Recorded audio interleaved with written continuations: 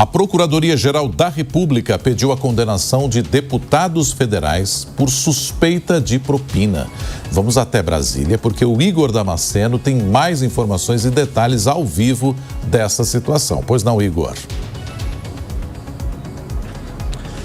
Nonato, o caso tramita aqui na primeira turma do Supremo Tribunal Federal, onde eu falo ao vivo. A PGR pediu a condenação de pelo menos 3 deputados do Partido Liberal, a legenda do ex-presidente Jair Bolsonaro. São eles Josimar Maranhãozinho, do PL do Maranhão, Pastor Gil, também do estado do Maranhão, e Bosco Costa, do estado de Sergipe.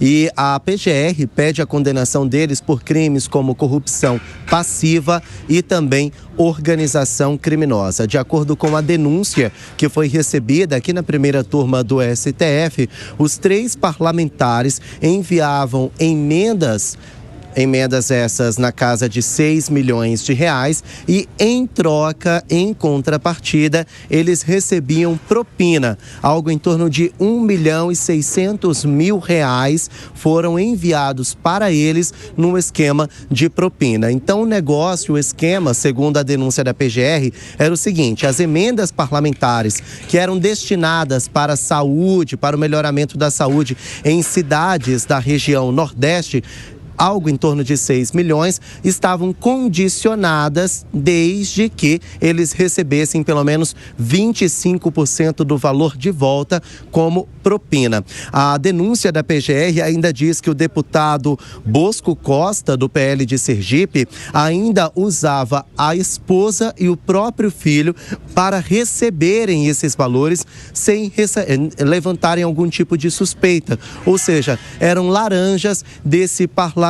Eu tive acesso a essa alegação apresentada pela PGR. A Procuradoria diz que não há dúvidas de que os réus, sob a chefia do deputado Josimar, constituíram e integraram organização criminosa estruturalmente ordenada e caracterizada pela divisão de tarefas. Então, tinham aqueles que liberavam as emendas parlamentares, tinham aqueles que liberavam os valores para a propina, devolvia pelo menos 25% dos valores, e tinha os laranjas, que recebiam essa propina para despistar a investigação da Polícia Federal.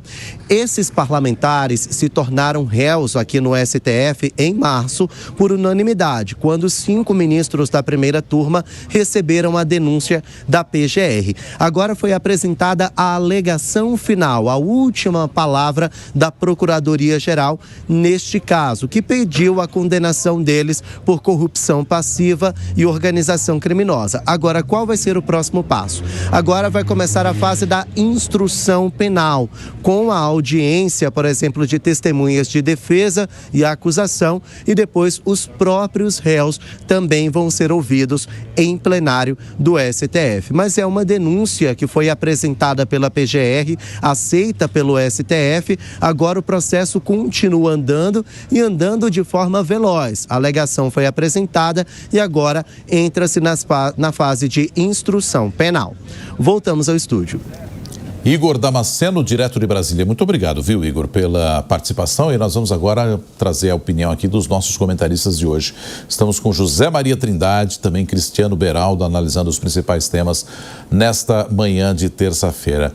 Beraldo, vou começar essa rodada contigo agora. À medida em que a gente tem aí essa situação da PGR pedindo a condenação desses parlamentares, é mais um daqueles casos, o Beraldo, que talvez indiquem a necessidade sempre da transparência ao lidar com essas emendas parlamentares, não? Bom dia para você e bem-vindo. Bom dia, Nonato, Soraya, bom dia, Zé Maria, bom dia, audiência do Jornal da Manhã. Olha, Nonato, esse é o tipo de notícia que ela traz inúmeros problemas, né, em relação ao Brasil. Primeiro, nós temos a questão das próprias emendas parlamentares. O Brasil é um país que precisa de investimentos brutais em todas as áreas. O combate ao crime exige grandes investimentos, a contenção do contrabando de cigarros, do contrabando de drogas que vem da Bolívia e da Colômbia, atravessam o território brasileiro e saem pelos nossos portos, exige investimento para ser contido. A educação, a infraestrutura, a saúde. O Brasil precisa de investimentos pesadíssimos em todas as áreas. Só que como o orçamento ele é tão pesado para bancar a estrutura administrativa do Estado e sobra tão pouco dinheiro para efetivamente fazer os investimentos necessários, a gente tem nas emendas parlamentares um papel fundamental que deveria ser exercido para que essas obras de infraestrutura, esses investimentos fossem feitos. Só que o que a gente vê são parlamentares usando essas verbas das emendas que recebem para investimentos puramente de cunho eleitoreiro. Eles não têm nenhum tipo de compromisso com o desenvolvimento do Brasil e a solução dos verdadeiros problemas do país. Para piorar, você ainda tem os safados, os sem-vergonhas, aqueles que fazem da atividade parlamentar, tanto na Câmara quanto no Senado, um instrumento de enriquecimento. Nesse patamar aí, recebe 25% de propina do dinheiro que é o dinheiro da população transformado em orçamento, que depois é destinado para que os deputados e senadores gastem ao seu bel prazer. O que mais me deixa impressionado é, se nós observarmos no Senado, um senador ao longo dos seus 8 anos de mandato tem mais de R$500 bilhão em emenda, ou seja, um senador safado sai riquíssimo do exercício do mandato e depois ele desaparece, ninguém mais ouve falar dessa figura. Então, nesse caso, é óbvio que temos o Estado brasileiro muitas vezes se prestando a perseguir aqueles que não estão alinhados com o governo. A gente já viu isso em diversas ocasiões.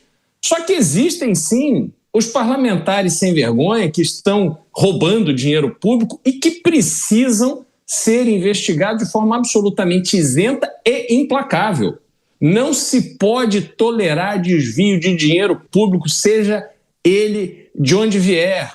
Então, neste caso, é preciso que a investigação avance, as provas sejam mostradas e as punições sejam exemplares, para que esses parlamentares sem vergonha se lembrem que não vale mais a pena entrar na vida pública para ter esse tipo de atividade.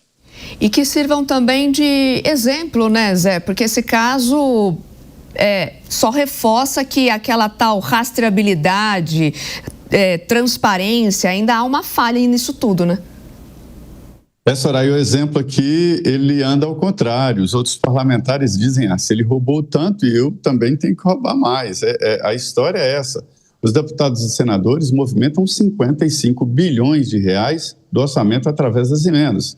Mas não é só isso. Existem as verbas extra-orçamento, né, que são as distribuídas ali para os amigos do rei. As emendas parlamentares, elas tornaram o Congresso Nacional poderoso. Me disse o deputado Hildon Rocha que hoje existe no Congresso Nacional a bancada da emenda. Alguns parlamentares não querem nem saber de discurso, de projeto de lei, nem de debate. A história deles é administrar essa bolada que, como disse muito bem o Beraldo, R$500 bilhão só no orçamento, né? Isso para um senador que tem um mandato de 8 anos. Então, é por volta ali de 60 milhões por ano. Tá. E quais são as primeiras consequências? Muito deputado enrolado. No Congresso existem 3 tipos de deputados com relação a emendas. Um tipo de altruísta, aquele que manda as suas emendas para folclore, para dança, para a saúde, o Hospital do Amor, né, o Hospital do Câncer de Barretos, que recebe muita emenda parlamentar de todo o país para criar filiais, e outros que querem voto, mandam o dinheiro para o prefeito e querem voto em troca. E outros querem roubar mesmo, mandam o dinheiro para a empresa e não querem nem saber o que vai ser feito. Quer 25% e pronto. Esses 3 tipos existem e todos sabem no Congresso Nacional quem é um, quem é outro e quem é outro. Isso lá fica transparente e todo mundo faz de conta que não existe. E aí vem o Supremo. O ministro Flávio Dino foi elogiado até por adversários dele lá no Maranhão, dizendo não, ele está certo, é preciso transparência. Esse nome desvio, isso é eufemismo, o nome disso é roubo, é corrupção, isso é dinheiro público.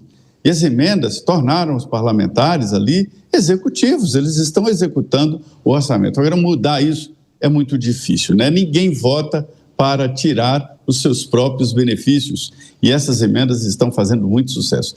Um aviso aqui aos navegantes. 105 parlamentares estão enrolados com roubo através de emendas parlamentares e estão sendo investigados pelo Supremo. Daí essa ânsia de criar o projeto de blindagem, de tentar nesse projeto antifacção colocar ali uma proteção aos deputados. Mas está difícil. A sociedade está olhando de perto para evitar uma blindagem para não punir esses bandidos. Esses 3 aí foram pegos por acaso, porque os outros ainda estão na fase de investigação pela Polícia Federal.